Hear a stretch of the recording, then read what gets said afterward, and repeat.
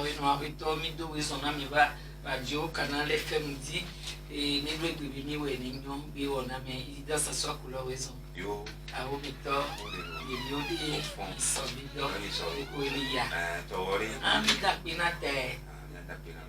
il y a un cap pour raison. Ah, oui, mais il y a des sobidos, il y a. Mais là, tu as dit que beaucoup de fonds, tu as beaucoup de balobé à ce sujet, on a qui ou les bébés, ou à ou ma socia, il y avait eu des là où on a pour les Cassimi, qui sont même là, pour la gaba ou pour l'olokura qui m'en a dit. Voilà, tu donnes notre qui pour nous tomber pour que nous bois et des yanana des locaux et bien les boys ici. Oui, les gens, les gens, qui veulent produire, on va voir le coup. Ils sont allés vivre et nous, un ministre a réclamé France citoyen Togo de Bois et d'eau base illégale. Donc, avec Wadjababani, non, un jour, qu'un bois, nous, ben, marche à Kudo meeting à Kudo, absolument, lady. Le ministre a réclamé France citoyen Togo de Bois. Bon, le CD que petit. Bi créé CSTA. Il y a un don Nura. Domeroda. Yo noa signala sur Ajamon le Tonobéri. Nous leur regroupement d'associations. Il y avait, on l'avait déclaré. Une association collée pour pouvoir bien. On est légal pour pouvoir. Mais la tempo là, on avait dit que faire. Nous n'y a pas de nous continuer. Et il y a une topo pour nous aller. Et la fio pata. Il y a donc les seigneurs, il y a des gens qui doivent les posséder. On a pour créer, n'a pas le séducteur, on a trouvé tout pour toi aller, mais vite on y monte. C'est il a c'est galé comme le fini ni ami n'avait on va décider tout qui tombe pas tout pour le lobby ou on a et dedans on doit des nanti dodo maintenant et force toi tout de bouton aller aider mobé ou alors bah soit fico dit lui ou alors soit avec le fico ça. Ah oui, d'aller de d'abord so gbere gbe fi ati bo an gba le di be azon li zonzon ba no no mo do di kwa de ke o pa o le koko kwa o tutu amuro da e be ka poto ke won ni e agbololo ajo le be ka poto a e la zon yi be pota fi ke assemblée de Dieu ale o bo na ro fun ye be la fe wonu le wa wa e mu ni tutu gbon e be le jo e do gare mi fi ani amobe o gbololo a no ma gbe o ya o la tutu odo da be mi fi be fun ya be enu a mo be o le gbe activité na yo le enu a e mo do di nene fi be fun ya activité mla mo si o ba na mo do gbolo la wa nyem kan di be fi ke dro mi a mi la imposer na o wa no no do e se ke o ke ba de se to ton be fi ke enu a représentation diplomatique o ba kudo soja Paul e o ma o gbolo lo to Voici. Dope gangan o. Di facile mi aller, merci venir. Di fa pota ba si aller. Fún o tutu amoro da final me o va ko mo di kaka fún e kan me o. Enyo isi ni ya be ne o le gbo gbololo be ona ya wada akọ ya pe fi kudo wi gbo to ani ime ba ko le ko la o kaka ya kwa mi la ko wa eye be bio ye o won ro da to protoa ye o so wa be ti o so ro da o be ke yo mu hodun ti o wa tutu mo yo about to come view e kwa sira be no wu ni wa de no me na o ke ngbe ni gbololo baba e kura gbe wo le be won o yo gudo enya kankan do wa ko yo gudo etunyagun hawo branda ke wa ya gbe wa le gudo amia titi tunyagun ha ko mule se o pe mi wa ojo on pogu mele eme eso arito Jean-Pierre Fabre be tunyagun ha se yo kankan do ke mi yale nyaka kudu nyaka obisi Nani mi yo egbe le se ya o te so te yo mo abi nko yo ma ni nya wa ale ko yo na mi wa ni eji e de to e yanko donc na me na so ru ko nji na me le mi yo de no eji wa nyemu yi no ni be no eji wa ale no ayi wa na gbo be na ichami isomi de logo so bu mi de logo popo ko ya ele si bebe o da tu wala de to aputa ni ayala lo o do ke le o ya nyari kele susu me ni be ora ko nposo ale ki e no be la ko no da kwa tu kara pe mo ba na ni wa ko wo ya ko no a ko do pe ya na taji ru na ko da ko ya mu to ba le so enya won ju obe nwa hak be pon pare ki e bi lo jaja ro mi akọdada se ni le pon pon mi ale ki bi lo jaja ro mi pa enya si ya konta ro tí ó yo ni nya ko le ni na ke nti yo le bi o ya to gboru aye won ni ya yo mano e popo ati bi o mi nya nko jona ola te no fun popo a caméra pe la va to wa ti ro no kaka wi to ko la bi abi o et pouvoir avoir coup d'opposition laisser en non commun kaka o bataille bo et an seto c'est sur moi kan c'est toi ka tambidi e kai o le gro ya ma wa akwe bo ba ku de no to ta a tonto a didi bo et c'est 14 tonto voir moi et mi cd akwe o mi ko do ya go ya no bi akpori ki mala weruwa aka no ero ebo so ku de pe ntomle enwami wa no ajo le sikebe o le so na so le ple ni kafla akro bi ki mi to democracy be mi ajia ni tukara na kaka fa no wa ta po ya una nani opuna sina kin ko we ola ni ndo ba ko tikiti jon wa o ina wa be ya mi to ke yebi alo ke ba mi le da ya bobe comme si c'est le tom les avec au là à quoi d'appel même et là ni nous parle de nous m'avait le caca la bebe ta quoi et n'allait qui sont de là bas non pour les pour ta quoi les non et nous appelé il a dans les kenyam que c'est et nous réunion à benya nyam so be dialogue yo dao que la filo to chambe ni dialogue o dao be et nous belani a mes femmes là exposé yebe piqué les filles à boire on la pas solution de ni ou so yi accorda pe avoir et ba les filles bébé réunion d'information ni et nya de lo daba gbona mi boire nya se ni nya jo boire et na e no an dunya gbon ha do chomba pote wa be ya gon boire o to le de ke be réunion boire fiere ke fofo ni agbeni ni nous les na et nous annuler na akodada ke gbanu parce que minya be ne mi dada ko wa akodada be period o pe nyina chukara be gamiole miya be joami pa ne fi mi la no yi akoda be amula no réclamer de nous ke wa mo le bio achan mi la don be ele légitime parce que me fa me nya be togo be fichier électoral a problème lundi on la pone mi la ya akoda be via ameke we so na wa be tu me vi homo ba ngona nko a omusura body na amekewe amiame vele témoigner alo amerique amekewe enu personne ressource de le wa le plomber et on be yetesi et on awenya amekewe suna gbowa wa ela kenyon be wa ke wo de kebe propose awakpo solution so nu wo la pa mero chon le plomber feni ke le plomo le ke le ployo le akoda pe a ela nyon be wa 3 6 bakudo ku conditionnel be nyon et nous dit que ce be là non de kebe proposer à me voir et to venir réunion d'information et minyabe akodada bali février le global là non février mars pour amien no para be kapopo ke la va ke we la va di du la ouverture de ne wale kudo ne be no ti manoa nke akodada ke mi le ya mu le zebe di du wale ti be transparence de ne trodo de ne ba akodada easy le dodo me fifiki ne propia yo tititi du namro hoyo ye od du jour que ye vela nyam so ba mu que ye tititi du namro hawo le bi wadi est-ce que ola ba trova yo que yo la lola ya no mu yo wade lo akola nyanya ke njuri yo do allez ni to no bi nyama te ni na wa nyanga ni doa jumie la so government abo no se bobe ola ba trova yo que ya no la yo no yo kaba doa gamiale mi bele fi quoi mi je 10 ans ba mi 10 ans ba quoi et moi et ya que kudo bi moi me ko et ya ba et pour la bien le 19 février quoi on vient avec quoi et là des fouvilés nous que nyami les points moi nyo ya takaka do lo mi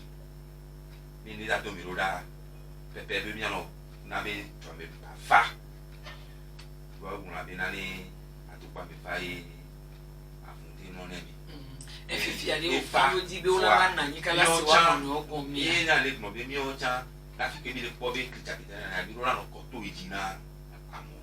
e be do mi le o ya be ale mi le po ma ya popo sa ni bakaba mi wa si wa no ko mi ni wa to ba ko be ya be fichier les comment pu voir consensus les dieux là il y a ça les pour des bails on to avenir voilà et nous va dire si bébé américain pour les noirs il y a ni va y avoir résultat avec ça là qu'on peut obéir pour ya et fima ko une ta faut nous ya ya me pour le wa ko la pour mater nous ya les pour la bon pour bien me ko ya de onyame nyafike maso akobide lina miabe opposition ni be fiche be nya ya megbe yori donc be kare be bananya akotata be wona de pem ke panowa enu mouvement maternité king be tato ke le gbo be la nyo be ti dudu aba wo o dia foreign de ni wa wo tu me vi ba le na mi fiami ne ta o me opposition acha ke vi be ro de ne be nu ti o ke tenwo enu tu me vi homo na mu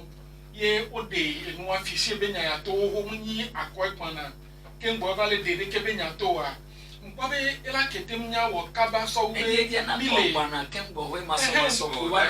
de maso le wo we si de na vinya eno be ne odonku be parti politique to okron o le bona surtout eni ya ngere ko na ma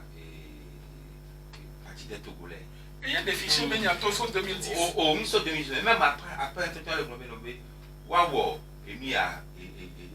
leur cas biométrique. Comme ça, il y a des fichiers avec l'accord.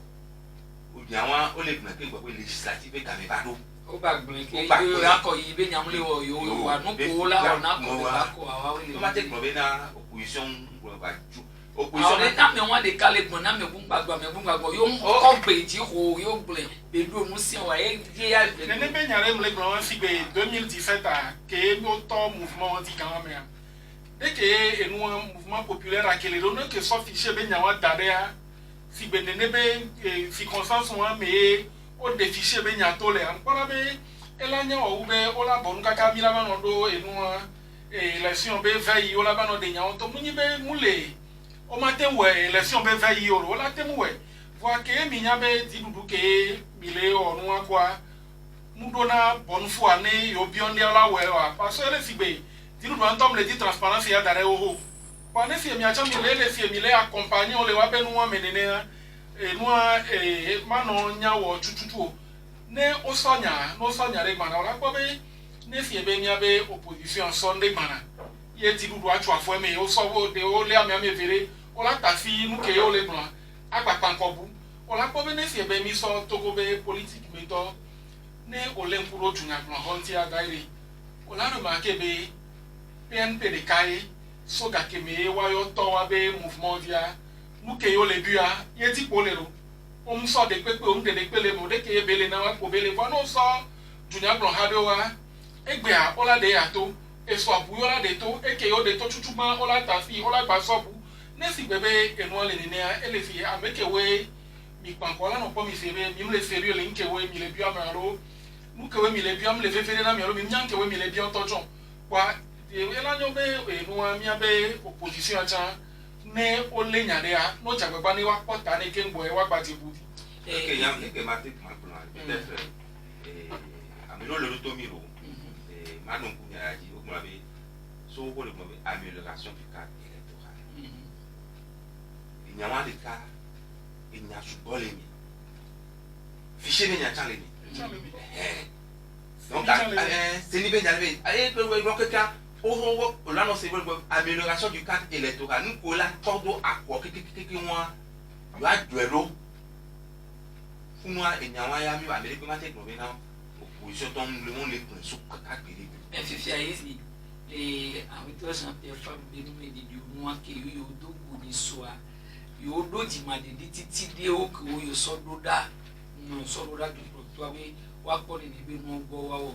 ye bien ni be mi kan di be o la tro bo ba ngbe jo mi la tro ba ma se ni kiri fifia la tro ba we la kekebe ami bo wa do emia nya bi si ayi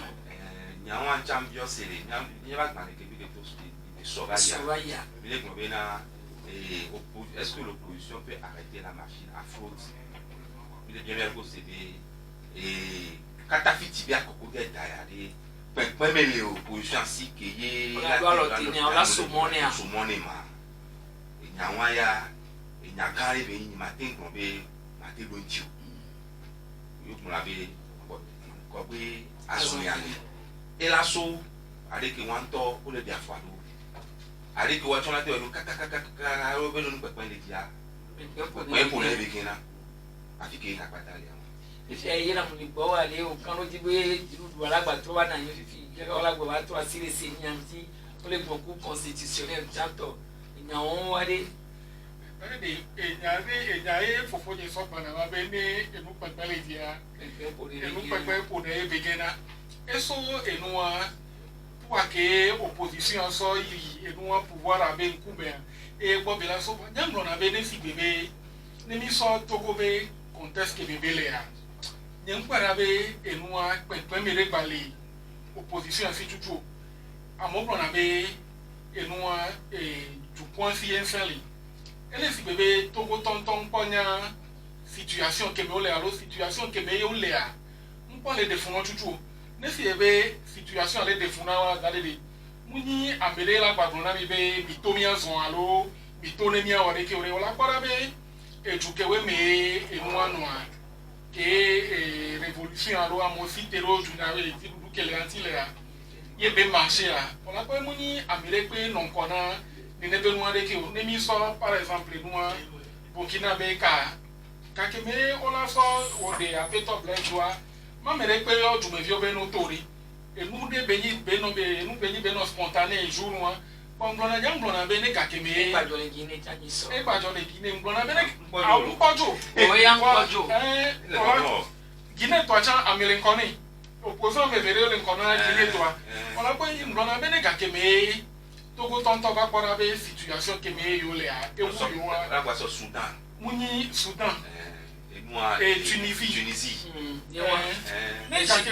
Égypte ne ka ke me ame on to ko be situation ke me yo le a mu ile to yo ti wa muni amere la gbagbo no be mi to va mi logbo mi to ne mi awore ki o won to la de wa rogo enyo le awito jante fa bibi bio ki ile wa mi e trova awito lumbe e confession alunu me ko be ba okudo ezototo asibe nyanti ezototo asibe nyanwade fia o le de lo le to o le nyako pata e do le politique ba pa dia no nyawa nyale nyabe ko do to ba ba si do gbo be yo clé enquête a go nyan ke o le no te poni wa so ko jori ni mi po bele inu ko afo ke yo azon ke yo bia e mi ko ba ta cha mo Mohamed Oumou na ke bele to ya mi souvent me laisser na yo o bo ve e pour les gars que les prisons ça il a me de ko ami anto yi kaka be ye ba ma e no na be abe Mohamed Oumou mo be e do don e be même to tian e o fian to pe na yi be ne no le be noa o la na yi ka o la o passeport na yi o la de jo le to ami le be no gba pele et tout est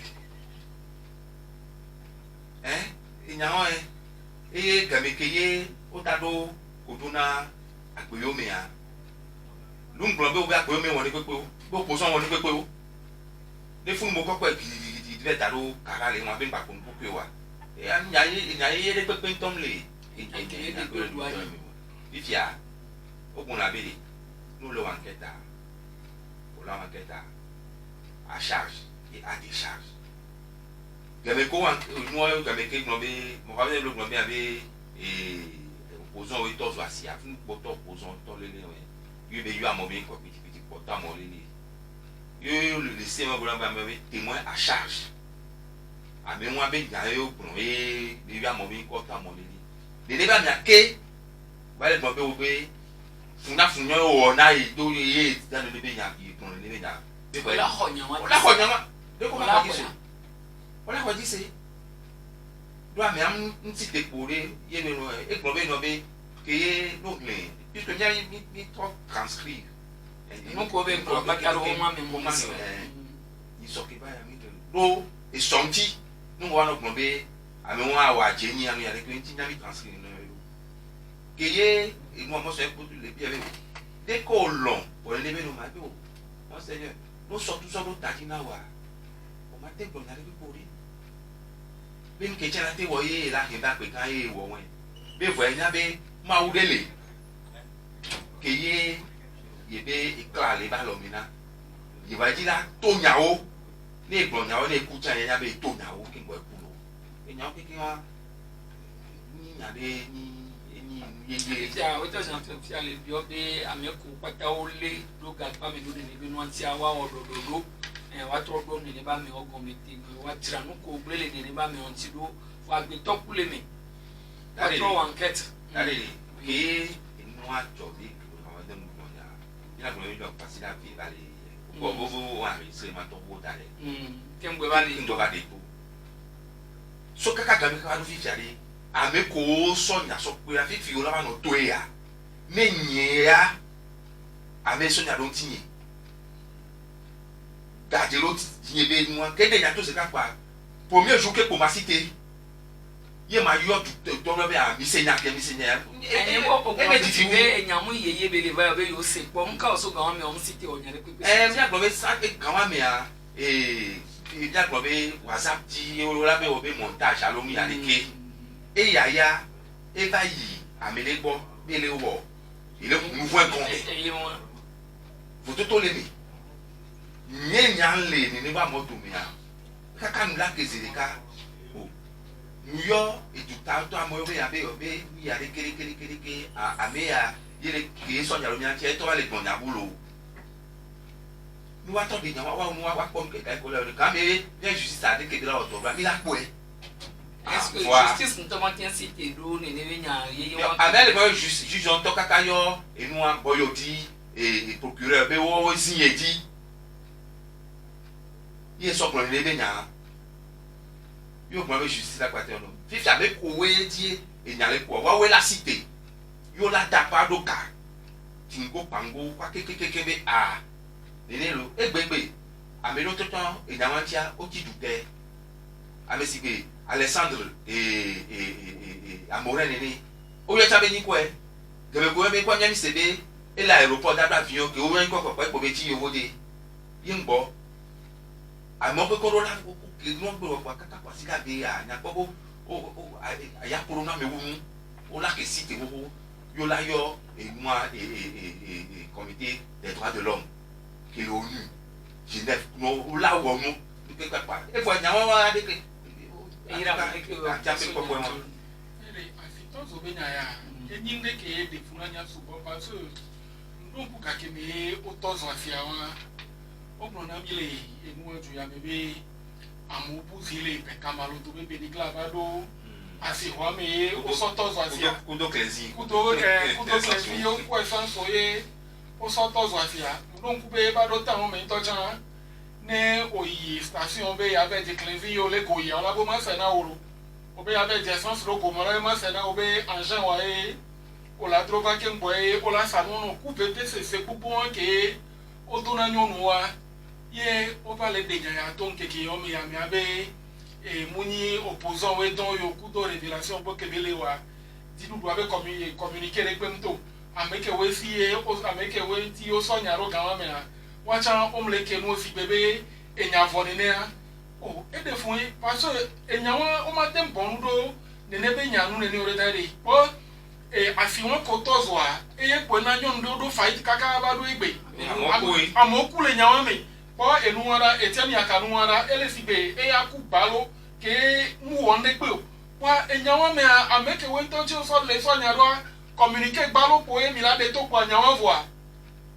communiquer ballon que communiquer da jirado ameko wole yi prison to bebe se non on décide ya prison bele to chan kaka oba opérer oba play kondio opérer e do eni do ma vone egbe Kwa ola be enyawo foro fun nene parce ndekpe ngbalo alo ejukeme milea enu ade pe justice rekpe mulewa easy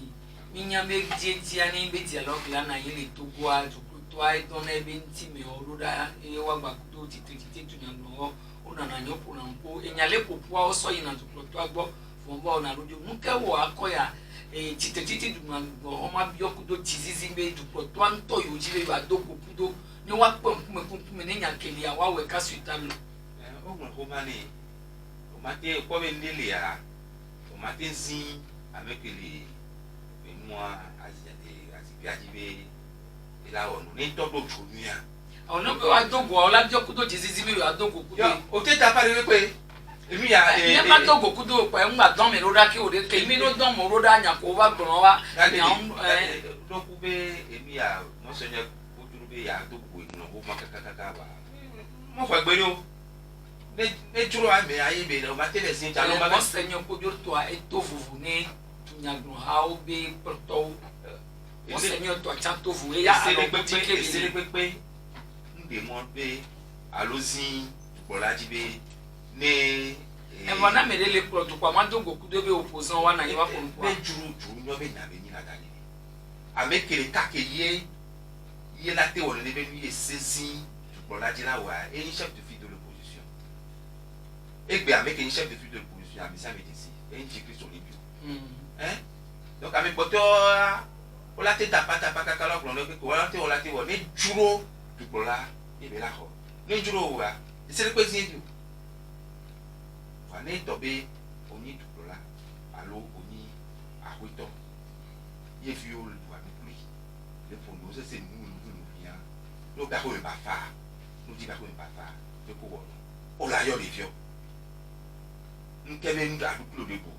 nke nu wi nlesi ye na be ba ko mi fa na be ba no ko ya no ko do wa to ku sa to la no ba ko mi ko o la no o la na nya la ta ko si ta nke ba jo na wa le bo ali nke o titi du man o ma te yo be yo la to ko kudo du to anto enya be titi du na bro o wa bi o ke gbo wa we parce o la ko na be le ejudo me ane fi bebe ndo janyire ke ya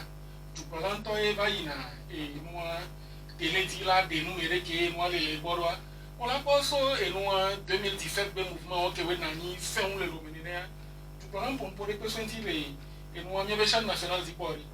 e nyare pe mdi ore mu vient di au revoir mu fe nyere be e no e ameke yo plan mi be tu me vio d'accord autant ndela no jokwa ma intervenir alo ma bombenari de ke ku de ke e no le a ti be de ke ku de ke yo apo solution ya o ma po de be nu le bi be jume gbe do mu ni e no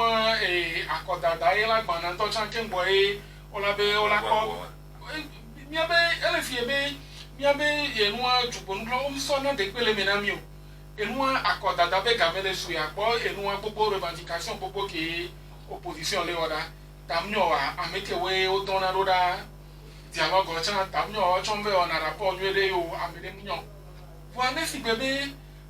o mle fe enua jumevi obe ri o a ele fi be muni ame we cha wa lo mu hia wa be vo ani wa so cha on to cha on dare de ke enua mula no jo le jume wa jupro la mato la gba la yi chaîne nationale di tete la benale o akoda da e mi le mi di akoda da e bana ya e o le bi obe de ke kureke ro efe ya kuto fe ya de kentia yo matemu we ga ya mi o alo de ke kureke ele si bebe ame o le indifférent na enua jumevi obe wi gogo na o so de le mi o so de pele mi wa nyemnya ne de ke mi abako yi na na enu no na ne o paso ne onyabe o dakona vai ye mu wenwere o epekela go la sanctionner ya nyem karo dibe enula te no joni ne o la no indifférent re paso onyabe ne mu wenwere o ma dakona o va no nyabe o mi hia me o be vo akembo e agudi wa muka wala so de le mina o easy le to govi ko le gbeti ni akoda da be lulu o mi a me subo le titi ma de ku gbeti le ko yo pelu ako won la de mi la ko ya mi le da kan ko le bi mi la fa foti so ko ya e nyari ke la la ni lori que les gens tombent pour les filles ni les canaux bien pour vérifier des gens nous pour sortir d'Dakar à même tout je vois ouais les médias qui fait un petit homme comme ambassadeur coué au du doigt Tchambé à l'offre ouais d'accord les devait nous dire d'accord là va sur moi avion caca en tout cas année de au beau fort et nous habilité de votre une sort d'avion caca au caca et moi au suédo il y a avion car il a dit un autre voilà tout go en il fait la baisse et tout à 2010 yo va là quoi na mille Togo 2000 ah il y a les qui allaient le voir et Togo vie au monde Togo vie pour les tawa nous on a 1 million et voyez qui obé doit mandé mais Afrique ba moi amener le oignon no ba 300 ko le ko ma ke yo bio do dizizi a lo exiger bio la do carte consulaire obé même temps chano ko no abe et tout que mais no o ko amore kaka o su alors fa me ton wo la tin d'accord et tout ami avec le carte consulaire elle est datée de plus de 6 mois 6 mois yo la au moins 300 et les plans là il fait nous sort 300 va te pas manier et tout on sous à quoi béton nka beda o le nyaba ko be ya e won ko le so po wa gbon bi ape bi ta pa be de wa ta ko diaspora yo se na mi yo se na mi fo ne wa gbon ko be ape o to ko le ronto nko yo to ko yo bia o so no ne du ta to la no glen we voir et les bébé akumi zo yo kana lo mi na mo ni ira de no la bon kwa nyang gono le fie kana mi vai ko be foto la diaspora ni kwara be e nyanga ya parce kaka e tikewe opposition to blona be ye be fief me on te contrôler na élection le fumu ye mi la vai tuta e gbe fi o le blon be o da takoli République démocratique du Congo o da takoli Maroc Nigeria et moi les Africains o da takoli et France on a dans les États-Unis. Moi, les bien ne si bébé au sort, il y avait opposition de fidèles. Ne au sort et moi et je les si République démocratique du Congo ari. On a tellement togolais ne négé la République démocratique du Congo les fonds. Et dans les n'y avait que tout dit nous doit glomber. Autant voter la diaspora payamien. Il y a encore et nous et si tu dis si tu n'as pas arrêté de glomber à oubé non noté qu'un boyori. Au matin, doit ni bio on les bio be wa voter la diaspora muni condition yo me OK les bio be yo la voter la diaspora wa transition wa transition yo wa d'accord allo obe 92 be constitution ba trop muni nene di yo ba kwero nuke o la no plan voter la diaspora et amele pe mano ke nu egbe fi ole plan be ame nu amodola sous 300 kembo e o la d'accord les jouami e nemi so enu Nigeria fia amenene le funu da d'accord amenene le funu da d'accord amenene do homa amenene munyabo subo be 4 consulaires dola au moins 6 mois amenene edu nyabe ko to 300 di ale nene yo nyi o no kunwa gomia no kunwa mi ale ade menosia onyame ko la te d'accord abe ko ntoni du baba mi kowe oyi to ame gbogbo to la school vio to awa yo dona homa won ne o so si be Maroka to gbogbo do hobo sa Maroc ye o fe o abe etude le o le blanc wa be ko la te d'accord onyame o gba ba o ne chabe nke au conseil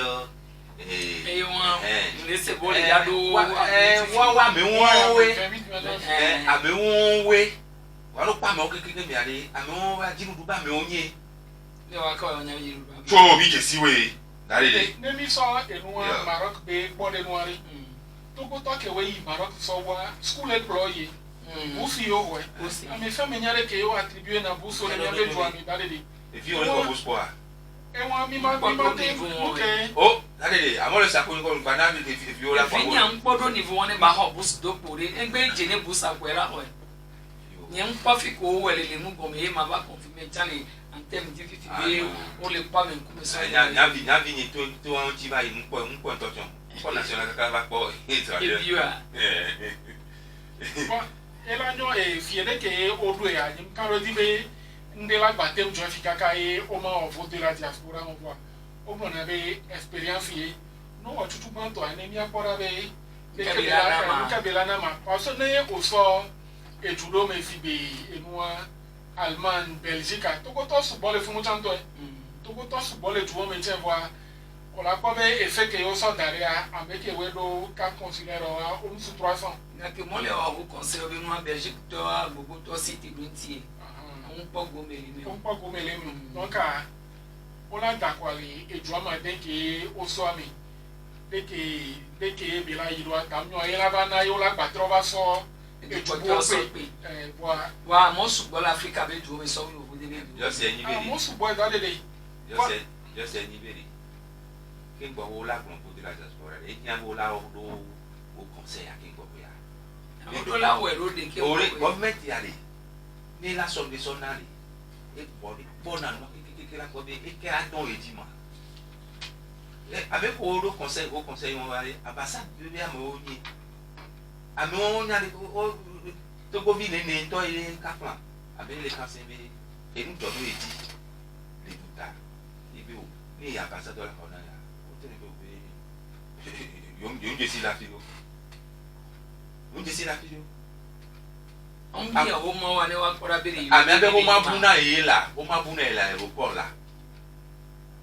il y a beaucoup de wabe de ba ça doit la salle là o be matin on est peu les douta et quoi mais là oro la mais oro la bio ngo se veni joni ni ale ko woni Roma ambassade là délivrer nous on laisser passer là où nous on a oui et tu le dois meroé et nous joro et moi ka flan nous joro yo vo ki le fun encore pour la ambassade funu e o ya no l'ambassade à le sur la côte pour le trouver fun nene il ça to go que nous joro tu nous on be matin le pe na wa nka bla ba ko 4 consulat so enyo easy les PNP de nous pour moi du to amdola gba pogo me pia pe de kudo ibon be akwami et jiruru que fifi o agbe amisia me kiki wa wa do jiruru ke o la soplo et toi va do ko le transition et ya ebe po susu wa ke ngbo we transition wa me o la tro o do ko akoke me la ko a nti le ke o ko ebe susu o la ko ya mo ko wa susu mi le be ni mi ko susu ya le to et dis-moi o le tapazo nya wa ti ko le ba yisen mais le c'est que c'est nous il fait que tu piace da mare tu tabi la no la no più no ya nkanti bele tutaro no yo ndenti bele tutaro ka no tu ame ken go beti tutaro yembede we are normally do anglais if you fight and you run away you go fight another day obe no le takon yo si pour toi o la pa to atakwa ko no te na takon fo no te na takon ze ke si sus que me na sunye ba tena di nya tena di mina o ngale eiram Regardez, il sort et moi, Togo constitution qui actuellement, nous avons du programme au 4e mandat. Et c'est des monades du programme au 4e mandat à côté de l'île. Ne tipi a chata mlede nyawa to anu ke no tamnyo wa de ke be pona akota to ina le nyabe jumerwa e lana bilate mo de be ke be nyato tamnyo la po e o matemi akoba kudo ti bubu kele a la dueti o tamnyo e la ni susu kele mboto mene e be so le de ke be nyato a voi nkele ponyare no le fie fambe ne ga ke me to ko fi o nyanke yo le dia nyamere pe la gbado nde na o be mi wole ki alo mi wole ki alo wa de ju la kele ajo ni won to pe poku e nu ke yo le traverser a o le confiant dans des situations quoi et là do muru easy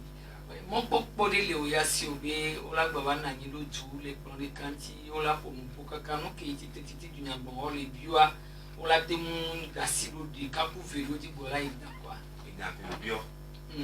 tu bon toi Ola nani. Lono ke mola nani aluma. Ya ni matin. nyasinya chakwe la bani ata to se no bo o ba tojo na je mission ko de yakọ ola nani ola yo bi ba nani wa nani wi wa chanu do wa e abi susun ko le governmentation nke na ngwa yo ye ko be government amne ji bi wa jira ndo ne wa da ko me ba ko ya so we e ma ni ma ten no e gba potoko na be atogo to nda ko pere peke agba kwa me ko de yin an podwa me o ma no ame wo na nyama me tun a no ho ton ame le ho ni nyama le ho ame tun a ni cheke ke na ame wo wa no chatogo to a kare me o to na me wanti kare mo gogo na me wan to chon o la just fi ke pote achi ma alo fi ke pote so wa ko reji ma na ja je mets au défi tadika mais les pépé pas so élection ko ba chao je to ko ko be ame ya je crois ta ko ke ame ya ta ko no go ki no tua suna 100% bele o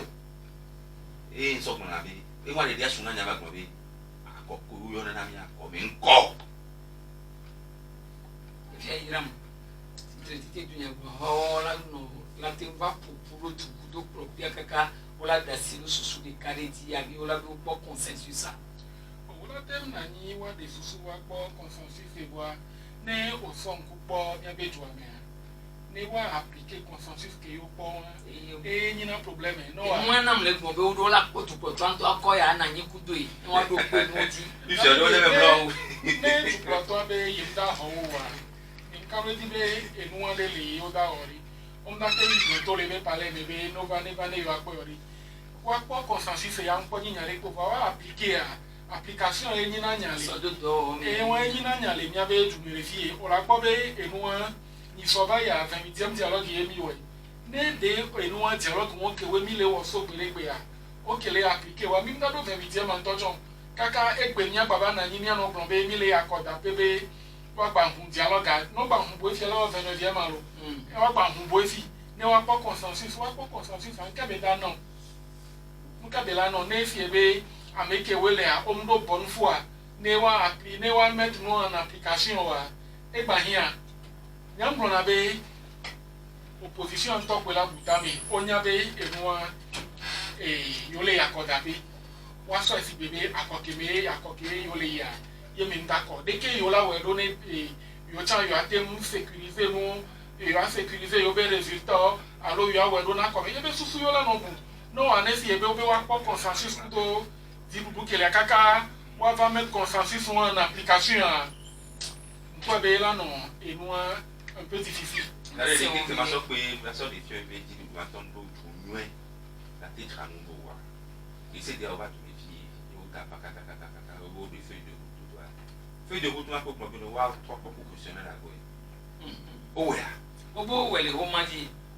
wa wele o ma do di donc o ko tele pon pour que e na kele ko li fifi ati tete dunya ngo hado be susu be yo aso americani o be o le pe be o la te mba dégager america na ni ko le ko na e chan ya le ko be faux problème et moi ele si be parce que ça so do kon ko ni mi ma te hon bele nya wo tu wa gba ba no logiquement ne ngwa pe asudwa atun akwa nji susube leta me nam nji ngwe bo jibe ya ha si ya be ma kula du ma cha to me do na mo akọ be be kemba moto isama ajodo asusu akọ ma nyona bi awe mi va mi a ro nya cha me de kara ne nyinyi o wa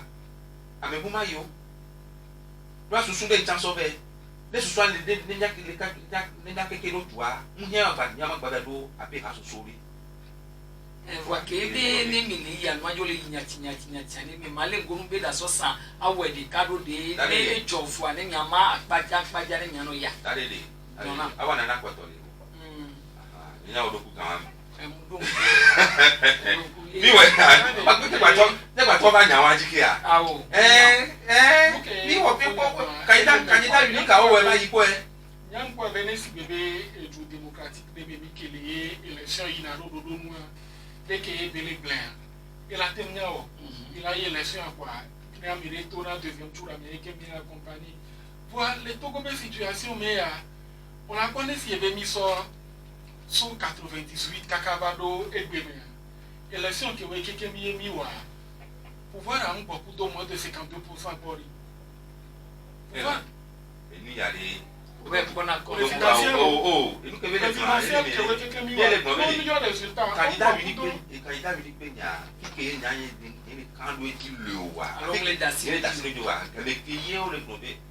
un seul tour là. Et moi, il y a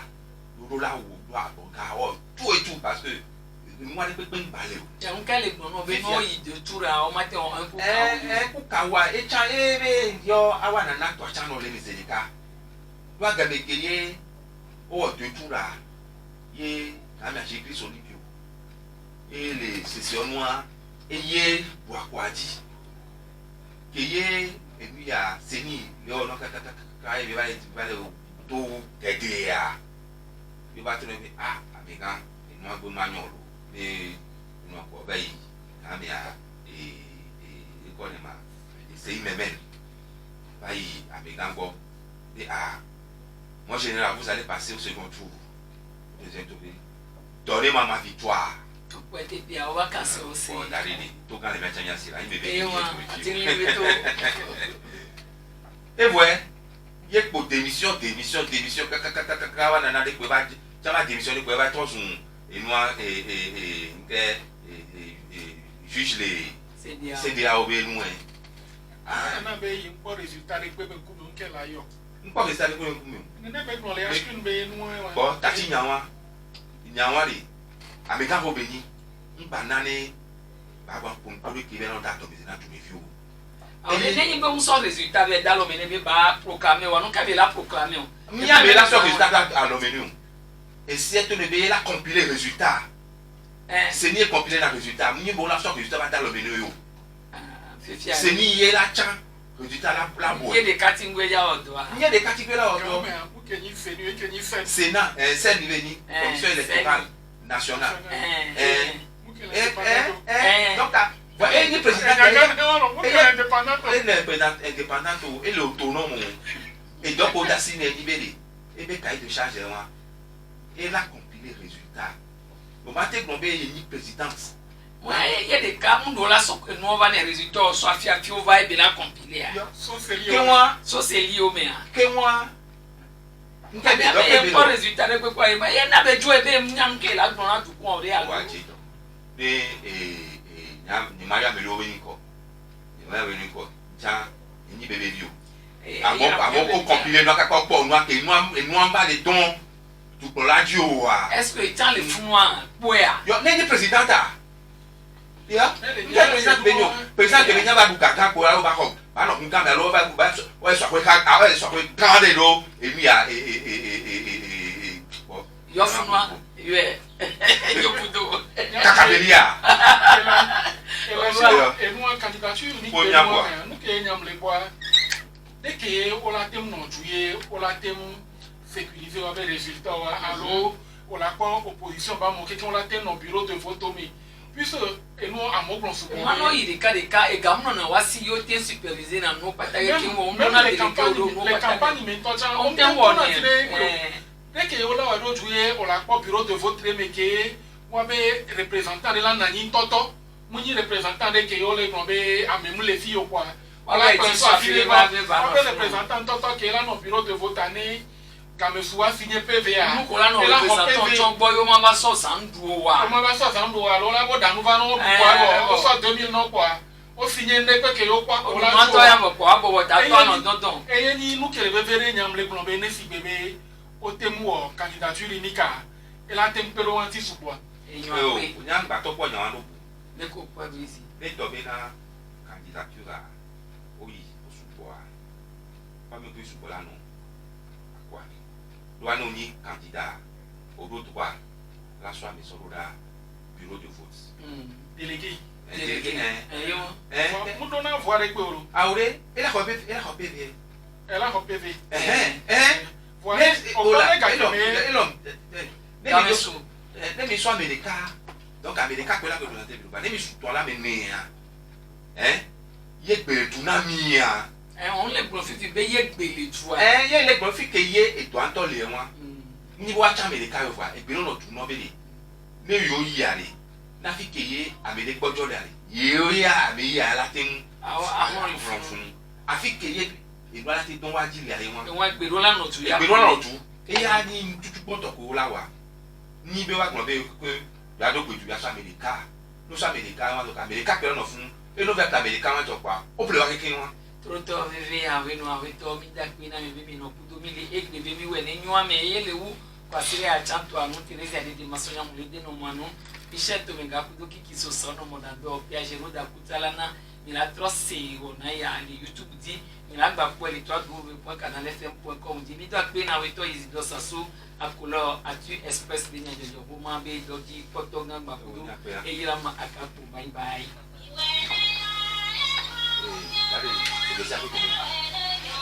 Kiki.